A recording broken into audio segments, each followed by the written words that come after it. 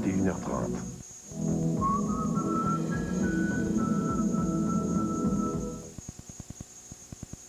Les non-fumeurs, une loi sévère qui s'en vient et puis des centres commerciaux qui prennent les devants. Voici vos nouvelles de fin de soirée.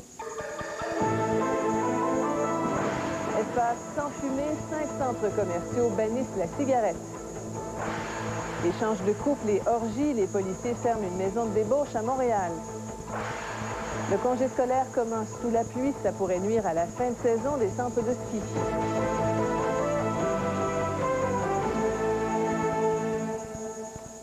La fameuse loi anti-tabac va bientôt entrer en vigueur, mais ce n'est pas une bouffée d'air frais pour tout le monde, les restaurateurs notamment. Les dispositions les plus controversées s'attaquent surtout à la commandite, mais le gouvernement veut aussi interdire la cigarette dans les lieux de travail et les endroits publics. La société Cadillac Fairview n'a pas attendu l'initiative de Québec. Elle interdit la cigarette depuis ce matin au centre Eaton, aux Galeries d'Anjou, aux promenades Saint-Bruno, au centre Fairview et au Carrefour Laval. Nous avons 2 reportages. Les employés du Carrefour Laval doivent maintenant sortir du centre commercial pour griller leurs cigarettes. On trouve ça dur de venir fumer dehors. Au moins, il fait beau, c'est pas pire. Je trouve pas ça mauvais parce que ça va aider les gens à arrêter de fumer. Même moi, je pense sincèrement. Là. Certains clients ignorent l'interdiction de fumer. Ils sont alors rappelés à l'ordre. Mais comme il s'agit d'une politique et non de règlement, on n'impose aucune amende. C'est comme ça, je fumerai plus? Non, mais ça va pas. Hier encore, les clients pouvaient fumer dans tous les centres commerciaux de Cadillac Fairview. Mais ne cherchez plus de cendriers aujourd'hui. Ils ont tous été enlevés au cours de la nuit. La société Cadillac Fairview dit répondre aux demandes du public en désignant ses centres commerciaux espaces sans fumée. Surtout que mon petit garçon est asthmatique, fait que je trouve ça bien qu'on ait plus le droit de fumer, ça s'en vient partout comme ça. C'est une très bonne idée, surtout pour les non-fumeurs. C'est une bonne idée, au moins nous autres on respire comme du monde. Mais j'aimerais bien qu'on va empêcher aussi dans les épiceries et dans les pharmacies qu'on ne fume pas. Mais quand même, s'ils peuvent mettre un petit coin là où on peut fumer, là, surtout quand c'est l'hiver. Seuls les restaurants fermés échappent à la nouvelle politique. Certains commerçants craignent de perdre des clients. Il y en a beaucoup qui nous l'ont dit. Il y en a qui vont aller ailleurs. Parce qu'on a des clients qui sont réguliers. Peut-être un léger nombre au début, mais encore là, il faut se rappeler que 75 de notre clientèle désire que nos centres soient des milieux sans fumée. Cadillac Fairview estime que la plupart des fumeurs peuvent se priver pendant 1 heure ou 1 heure et demie. C'est la durée moyenne d'une visite au centre commercial. André Ducharme, TVA, Laval. Après Toronto et New York, le ministre de la Santé, Jean Rochon, songe à bannir les fumeurs des restaurants qui ne disposeront pas de salles fermées avec ventilation indépendante. Claude Poucan, qui opère le Paris sur Sainte-Catherine, estime que cette mesure de la loi anti-tabac sera très profitable pour la nouvelle génération de restaurateurs. Il n'y a que le gars qui est en train d'ouvrir un nouveau restaurant aujourd'hui, qui lui aura des lois obligatoires pour construire ce genre de salle. Nous, on est incapable de le faire, on ne peut pas changer la forme de la salle à manger, qui est déjà très petite et restreinte. Penser construire des salles avec ventilation indépendante, comme dans les salons de cigares, serait quasi impensable pour la plupart des propriétaires des 17 000 restaurants québécois. C'est un trop gros investissement. Il n'y a aucun restaurateur, à mon avis, qui peut se permettre ça. Déjà, un restaurant, il faut qu'il y ait une certaine ambiance. Si on est obligé de diviser la clientèle dans le restaurant, on enlève complètement une ambiance. Certains pensent même que cette mesure pourrait les acculer à la faillite. Ça peut représenter des pertes dans le sens que une clientèle qui reste à table plus longtemps est souvent une clientèle qui fume. C'est plus payant un peu les fumeurs, là. Oh, je dirais que oui. Oui, parce qu'ils mangent mieux, ils boivent un peu, ils font moins attention, quoi. Ben, pas qu'ils font moins attention, mais disons que peut-être qu'ils prennent plus de plaisir dans la vie. L'Association des restaurateurs qui vient de se voir imposer la gestion des pourboires trouve la mesure extrême et entend monter aux barricades. Il faudra faire vite puisque le projet de loi pourrait se retrouver très rapidement au Conseil des ministres. Jean Rochon ayant l'intention de le faire adopter avant la mi-juin. Alain Laforêt, TVA, Montréal. Il y a toutes sortes de rumeurs sur ce genre d'activité dans les grandes villes, mais la rumeur est devenue réalité avec cette descente de la police de la CUM. L'escouade de la moralité a frappé un grand coup la nuit dernière au bar L'Orage, un club de couple échangiste de Montréal. Une belle brochette pour les policiers, 40 personnes arrêtées pour avoir commis des actes d'indécence dans une maison de débauche. Et puis 2 propriétaires et une employée qui vont devoir s'expliquer devant le juge. La fin de soirée a été plutôt abrupte pour une quarantaine de clients de l'Orage, un club privé de la rue Saint-Dominique. Vers 2 heures, les policiers y ont fait irruption, mettant fin à la petite fête qui s'y déroulait. À la porte, sonnettes et caméras restreignaient l'accès au club. Au sous-sol, un bar permettait aux membres d'établir un premier contact. À l'étage, des salons donnaient l'occasion de resserrer les liens, mais c'est derrière cette porte, au deuxième, que les rencontres devenaient, disons, plus intimes. Vous voyez de temps en temps une personne, une femme nue avec 4 hommes ou différentes combinaisons et d'autres spectateurs qui regardaient. Et lorsque les spectateurs qui regardaient se sentaient assez motivés, eh bien là, c'était d'autres qui remplaçaient. Seuls les tenanciers ont été arrêtés. Les autres comparaîtront par voie de sommation pour s'être trouvés dans une maison de débauche. Eux ne voyaient rien de mal à ce qui se passait en haut. C'est des appartements qui sont au-dessus. Alors là, ce qui se passe dans le salon chez vous, si on entrait là le samedi soir, peut-être qu'on trouverait la même chose. Hein? On était assis dans les bars, puis on prend un verre et c'est tout.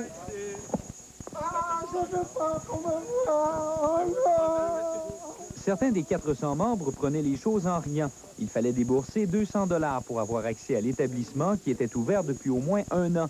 La police affirme ne pas faire une priorité des clubs échangistes, mais dans ce cas-ci, on a répondu aux plaintes. Au moins 3 citoyens se sont plaints. Et dans un deuxième temps, nos enquêteurs sont venus faire une visite ici et puis ont avisé aussi le propriétaire que si l'information qu'on avait s'avérait vraie, qu'il y aurait des poursuites.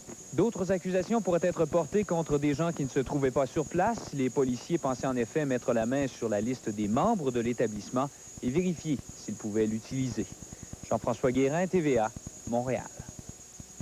La Gaspésie vit les pieds dans l'eau depuis 5 jours avec toute cette pluie qui est tombée par intermittence. On surveille de près le niveau des rivières après avoir reçu 200 mm d'eau. Mais la situation est un peu moins alarmante. Ce qui menace, ce sont surtout ces embâcles qui peuvent se former à tout moment sur les rivières. Ce matin, la sécurité civile a dû casser la glace sur 2 cours d'eau. Il reste que les dégâts sont minimes dans la péninsule gaspésienne. Quelques sous-sols inondés, mais pas d'évacuation. Côté météo, rien de trop sec, encore des précipitations à l'horizon. L'industrie du ski au Québec, c'est une petite mine d'or, mais quand il pleut et que c'est la relâche scolaire, la pente est difficile à remonter pour les centres de ski. Si toute cette grisaille ne cesse pas, les recettes du long congé scolaire risquent de ne pas être fidèles à ce qu'on récolte en temps normal, soit le tiers du chiffre d'affaires chaque hiver. En plus des skis et des bâtons, il fallait s'armer de parapluies en fin de semaine dans les centres de ski. Les skieurs s'inventent toutes sortes d'imperméables pour faire face au mauvais temps. Ah oui, là, ce matin, je me voyais pas rester chez nous parce que la semaine de relâche commence. Puis là, on était dû pour venir. On est venu pour être bien contents. Mais pour la première fin de semaine de ski du congé scolaire, on a déjà vu plus de monde dans les remonts de pente. Et c'est à souhaiter que les conditions s'améliorent. Cette famille vient tout droit de l'île du Prince-Édouard pour passer la semaine à Québec. Et les conditions des derniers jours les découragent un peu. Et s'il continue à pleuvoir, est-ce que vous allez faire quand même du ski? Je pense. On a déjà payé pour tout, alors faire le mieux de ce qu'on a. Les responsables des centres de ski sont tout de même confiants. Il n'est pas impossible, effectivement, qu'avec une température comme ça, des gens choisissent de ne pas skier le jour où il pleut, mais le lendemain, ils veulent prendre l'air. Ce groupe est de Montréal et chaque année, il consacre la semaine de relâche au ski avec les enfants. Malgré la pluie, ils gardent le sourire. Une semaine de ski nautique. Il n'y a rien qui va nous arrêter. Les centres de ski dépendent beaucoup du congé scolaire. La relâche du Québec, combinée à celle de l'Ontario et des Maritimes, représente le tiers des recettes d'une saison. On parle au Québec d'à peu près 108 millions de dollars dans cette période-là de retombées directes et indirectes dans l'industrie. Et la relâche cette année s'annonce excellente pour les 92 centres de ski du Québec. Par exemple, près du Mont-Sainte-Anne, 3000 places sont disponibles et le taux d'occupation est plus élevé de 20 % comparé à l'an dernier. Alors moi, j'ai 236 chambres à vendre au Château Mont-Sainte-Anne. Alors, d'après ce que je vois, il m'en reste 4. Et au Mont-Saint-Sauveur, 90 % des 700 lits disponibles en bas de piste sont déjà loués. Souhaitons maintenant que les skieurs de la province s'habituent aux sacs de plastique, car ils risquent d'être à la mode cette semaine. Ève-Marie Lortie, TVA, Mont-Sainte-Anne. Bonsoir, Julie Simon. Tous ces milliers de skieurs accrochés à vos lèvres. Ben écoutez, moi, je peux vous dire que demain, là, vous pourrez aller skier en toute quiétude. Ouais. Ce ne sera pas une belle journée, mais ce sera quand même très agréable pour le ski. Ce sera nuageux, des percées de soleil, température agréable. Et ça, pour le sud-ouest du Québec, là, entre 2 à 4 degrés. Plus à l'est, il y a des précipitations, mais sous forme de neige. Alors, il y a même avertissement de neige abondante Pour la Côte-Nord et la Basse-Côte-Nord, on parle de 20 à 30 cm. Alors, je donnerai tous les détails tantôt.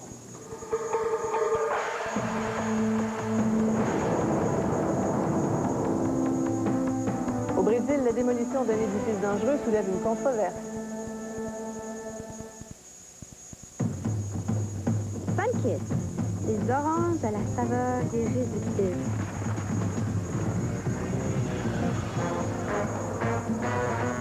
Et maintenant, le jus d'orange Sunkist de qualité supérieure, 100% pur. Pour moi, c'est le champion des jus. Et le jus des futurs champions.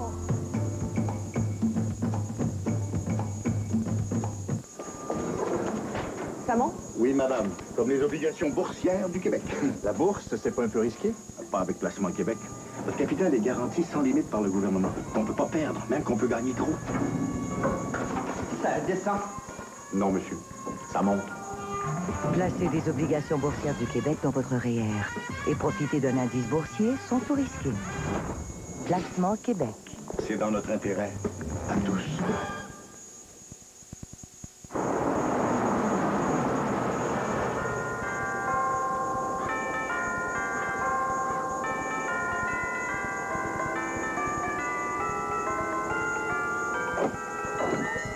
Madame attendait. Majestueusement garni, le trio royal saura combler les palais les plus faibles.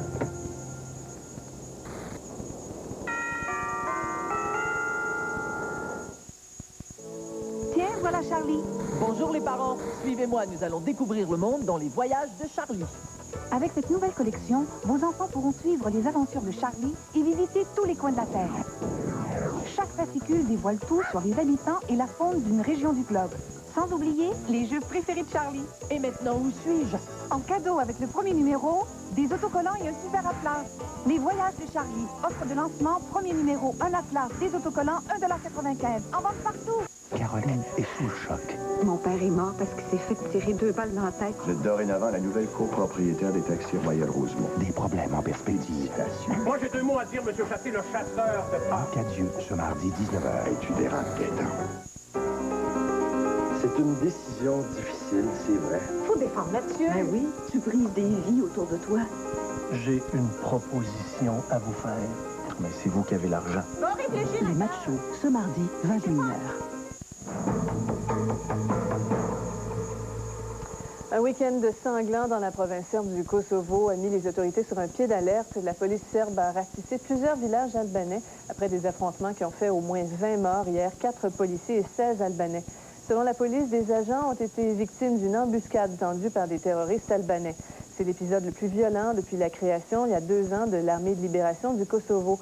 Le groupe militant albanais veut se séparer de la Serbie. Aujourd'hui, la police a trouvé dans des villages albanais de grandes quantités d'armes et d'explosifs. En Australie, un pilote expérimenté a connu une fin tragique lors d'un spectacle aérien. Son avion s'est écrasé durant un exercice de routine à Mount Gambier, dans le sud du pays. Le pilote de 42 ans a perdu le contrôle, l'appareil a piqué du nez avant de prendre feu. Sa femme a assisté à la tragédie. Elle se trouvait parmi les centaines de spectateurs. Les secouristes ont tout de suite tenté de porter secours au pilote, mais il est mort sur le coup.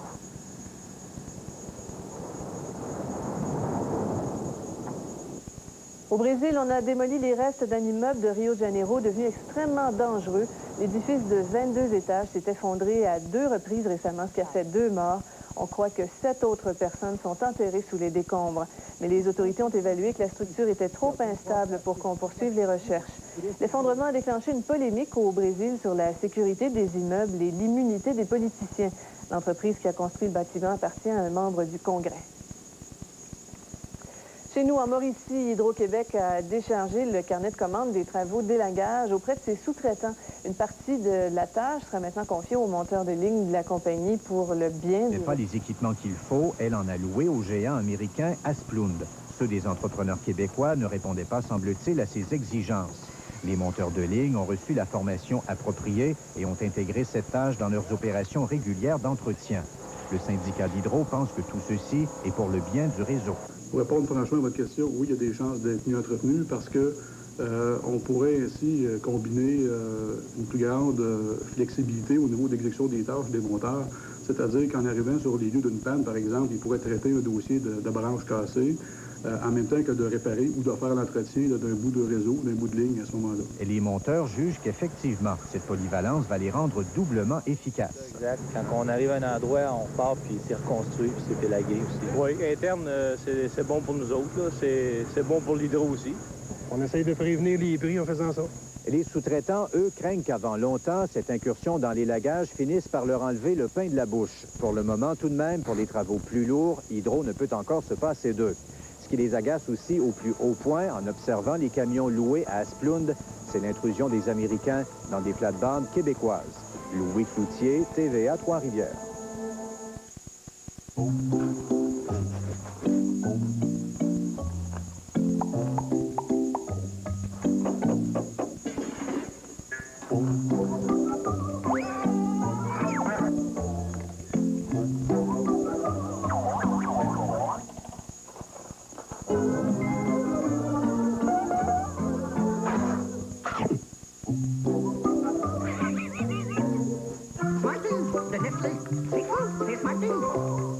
Ici, dans la solitude de ces ailleurs lointains, la stimulation intellectuelle demeure une quête pour l'homme.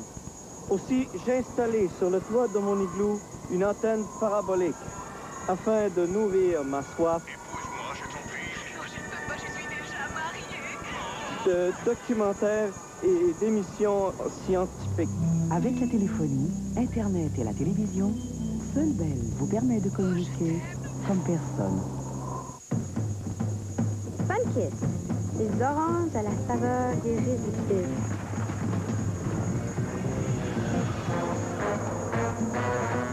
Maintenant, le jus d'orange Sunkist de qualité supérieure, 100% pur. Pour moi, c'est le champion des jus. Et le jus des futurs champions.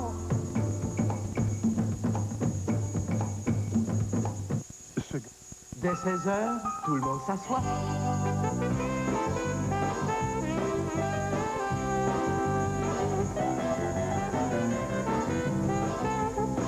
Dès 16 heures, asseyez-vous à la table d'hôte de Normandin et dégustez entre autres une succulente lasagne, un combo pizza spaghetti, un filet de sol.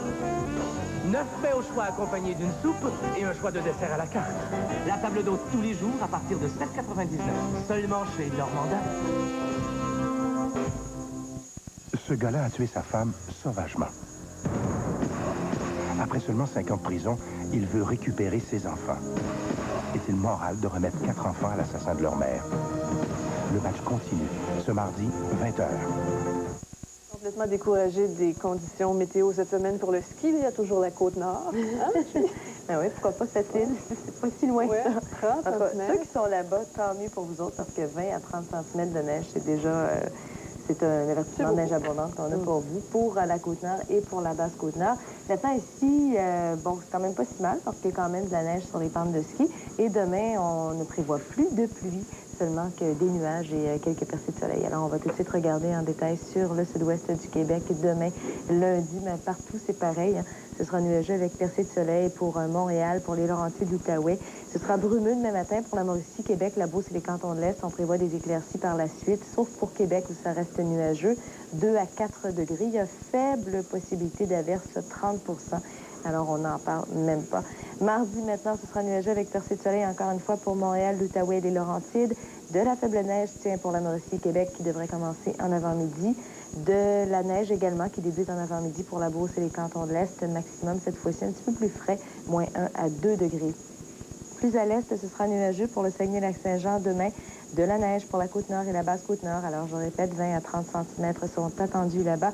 Ce sera brumeux pour le Bas-Saint-Laurent demain matin, nuageux par la suite. Quelques flocons de neige sont possibles. Et pour la péninsule gaspésienne, c'est de la pluie intermittente qui se change en neige fondante. On attend 5 cm de neige, moins 1 à 2 degrés.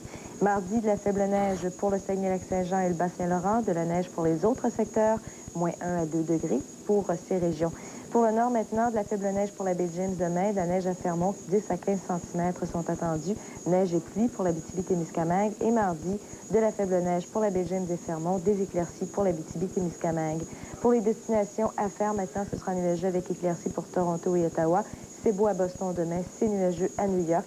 Et pour les destinations soleil, c'est du soleil partout, sauf pour Cuba, où ce sera nuageux. Alors voilà pour les prévisions météo. Voici les résultats des tirages de l'Auto-Québec. Et ce soir, nous commençons avec la combinaison gagnante de la quotidienne à 3 chiffres 4, 5, 1 et à 4 chiffres 4, 8, 0, 9. L'extra 6, 7, 0, 0, 5, 2. Et le banco 1, 2, 4, 10, 14, 23, 25, 30, 38, 39, 41, 43, 46, 48, 49, 51, 56, 61, 68 et 70.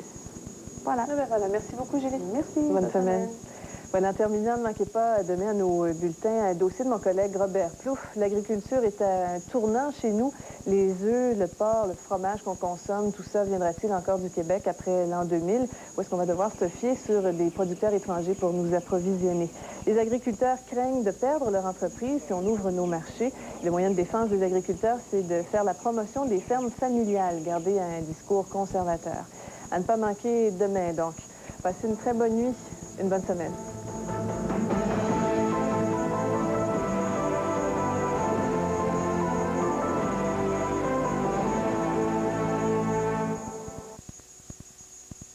Préparez-vous. Dès mardi, Trois-Rivières Chevrolet envahit la bâtisse industrielle pour sa grande vente annuelle. Dès mardi, Trois-Rivières Chevrolet envahit la bâtisse industrielle du terrain de l'exposition.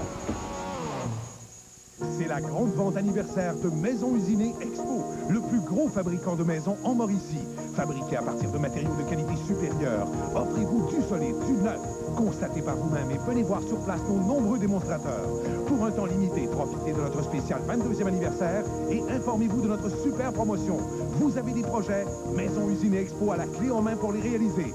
Maison Usinée Expo, les vrais professionnels de la maison usinée, 63 route 138 Est à Masquilongé. C'est la super vente avant rénovation, la boutique Lucette. Profitez de super rabais de 50% sur tous les tissus en magasin. Faites vite, sinon il sera trop tard. 50% de rabais pendant la super vente avant déménagement à la boutique Lucette à Saint-Étienne-des-Grès. Bienvenue à mon auberge de santé. Une auberge douillette sur le bord de la rivière Saint-François pour relaxer, recevoir toutes sortes de soins et des massages. Ça fait tellement bien. On peut venir à l'auberge pour un soin, une journée ou quelques jours. Je vous y attends. Sans frais pour information, 1-888-828-2374. Molson Dry, en collaboration avec Vallée du Parc et Brunel Sport, vous invite au dimanche Molson Dry.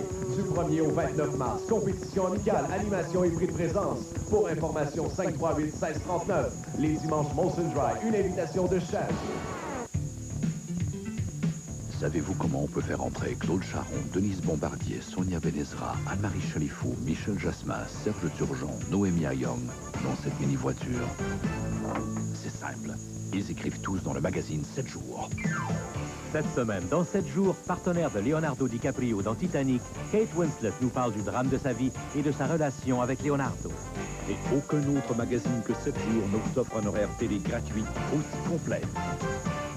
L'art de nettoyer une salle de bain en un tournement. D'abord, se procurer au plus vite la nouvelle vadrouille Fibro Bain et Douche. Une vadrouille pour salle de bain faite de microfibres. Puis, ajustez le manche télescopique pour atteindre les endroits éloignés sans vous éreinter. Profitez de la souplesse du plateau en caoutchouc résistant pour nettoyer les surfaces courbes sans rien abîmer. Attaquez les taches rebelles avec la bande à récurer. Lavez la cabine de douche et le carrelage et le tour est joué. La vadrouille Fibro Bain et Douche. Des microfibres pour nettoyer la salle de bain en un tournement. Elle va pas bien, Maurice, ta sœur. Un comportement de plus en plus étrange. Oh, c'est Catherine. Elle voudrait te dire 2 mots. Non! Oh, elle frôle la démence. Le retour, ce mercredi 20h. Préparez-vous. Dès mardi, Trois-Rivières Chevrolet envahit la bâtisse industrielle pour sa grande vente annuelle. Dès mardi, Trois-Rivières Chevrolet envahit la bâtisse industrielle du terrain de l'exposition. Un premier match en carrière pour cause de blessure. Les Bruins battent les Highlanders et soufflent dans le coup du Canadien. Et Chris Widger opte pour la sécurité financière.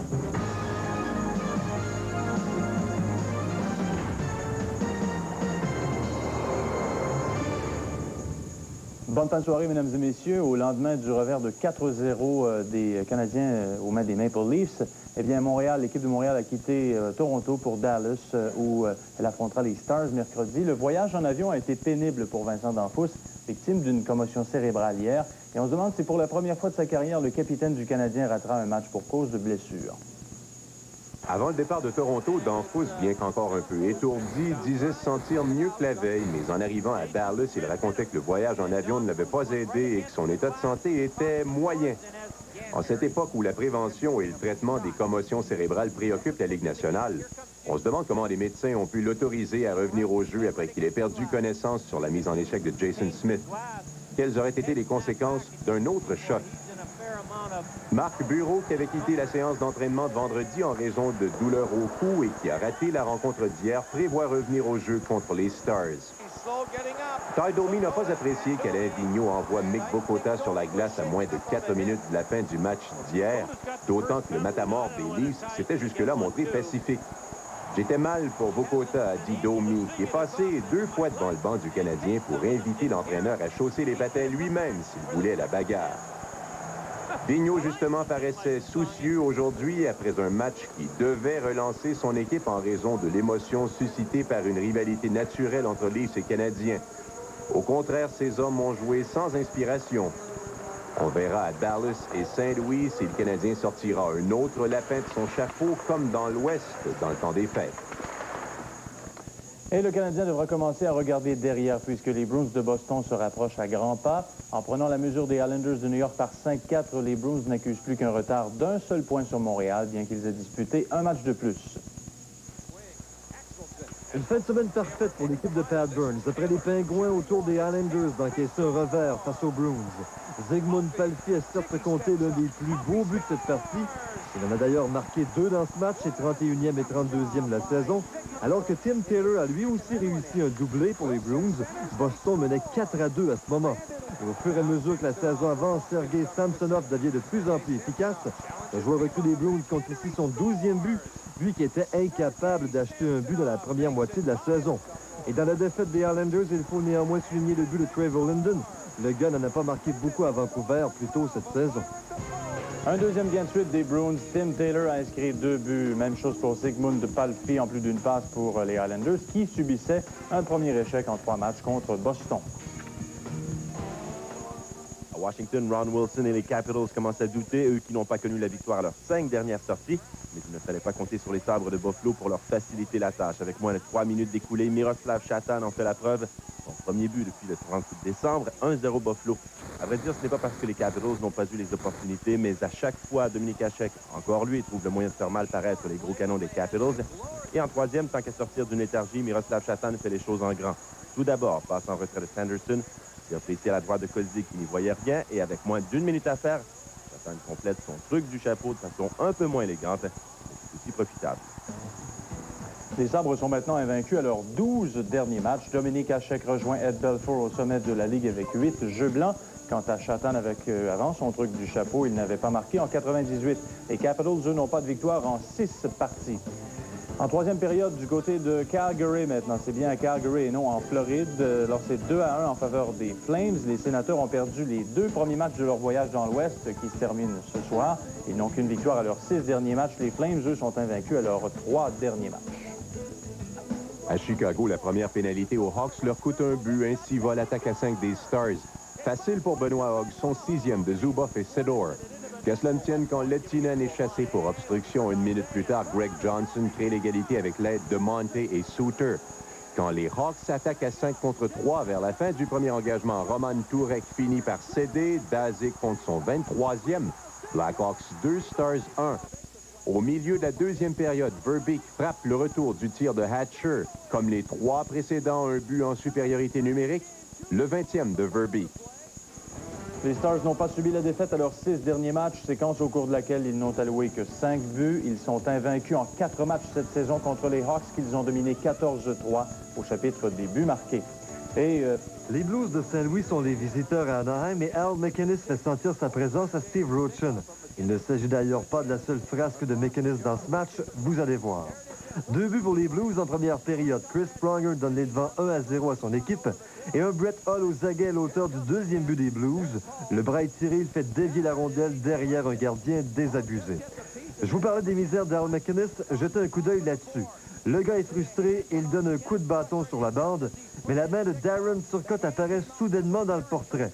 MacInnis vient de frapper un coéquipier et le comble du ridicule, Turcotte et MacInnis doivent quitter le match. Turcotte souffrant d'une contusion à la main, MacInnis, lui, il est malade et personne n'en doute. Morale de cette histoire, il ne faut jamais retirer son gant, même sur le banc.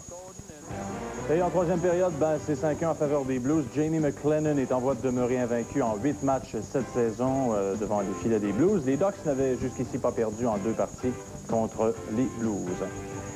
Au baseball, les Expos ont subi un deuxième échec en autant de départ en s'inclinant 7-2 face aux Cards de Saint-Louis. Le partant Javier Vasquez, lanceur de l'année dans l'organisation des Expos l'an dernier, a été plutôt mal accueilli en accordant un grand chelem à Ron Gant dès la première manche. Et Chris Widger a, pour sa part, signé un contrat à long terme avec les Expos qui le paiera près d'1 million de dollars par année. C'était déjà à 4-0 en quatrième quand Vladimir Guerrero a rassuré tout le monde sur l'état de santé de sa main blessée la veille. Circuit en solo dans la gauche qui rapprochait les siens à 4-1. Mais à leur tour au bâton en cinquième. Les Cards, encore une fois du bâton de Ron Gant, s'éloignent à nouveau. Cette fois une claque de 2 points face à Miguel Batista. Les Cards sont en avant 6-1.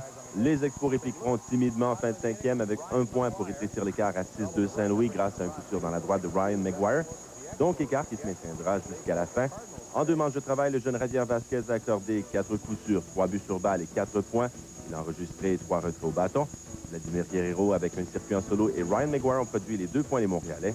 Les Expos rendront visite aux Orioles de Baltimore demain à Fort Lauderdale. 5 lanceurs sont prévus pour cette rencontre, dont Marc Valdez et Carl Pavano.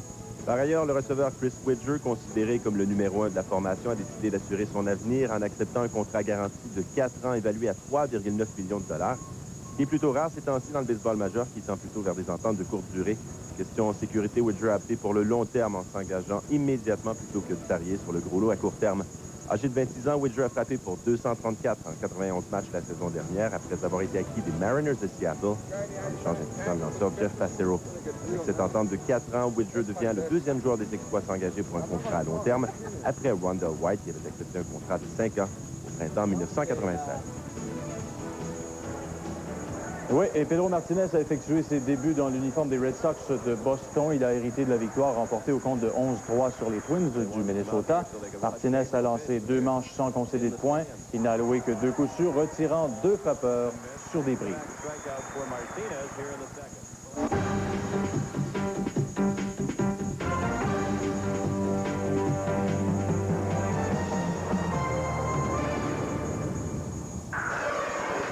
Les conditions de ski.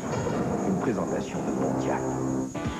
Bonne fin de soirée tout le monde. Ça a été une journée décevante pour plusieurs milliers de jeunes qui étaient inscrits à des cours de ski aujourd'hui, puisque très tôt ce matin, plusieurs écoles de ski des Basses-Laurentides ont annulé leurs cours à cause de la pluie. Et je dois vous avouer que même pour les maniaques, c'est pas la plus belle des journées de ski. On aura encore des températures très douces demain, donc beaucoup d'achalandage sur les pistes, puisque c'est le congé scolaire qui se poursuit pour la majorité des étudiants du Québec. Et pour l'ensemble de la province, ce sont des conditions de ski de printemps qu'on aura, avec une neige graduleuse mouillée sur des bases qui se transforment graduellement au cours de journée. En fait, on parle de bases variables de ferme à ramollie. Et comme c'est congé scolaire, tous les centres sont en opération demain et presque toutes les pistes sont ouvertes. Il faudra cependant surveiller les sous-bois où on a quelques endroits découverts. Et ici Mario Bellemare du réseau Sport Activité pour TVA.